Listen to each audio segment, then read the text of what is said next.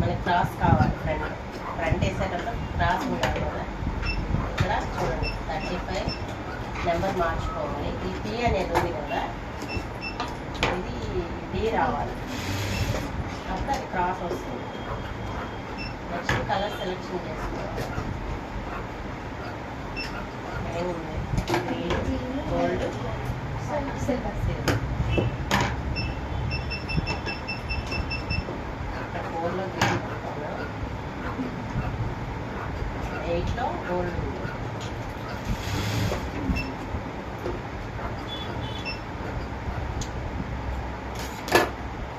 ఇప్పుడు middle silver వచ్చింది కదా, సిల్వర్ 2లో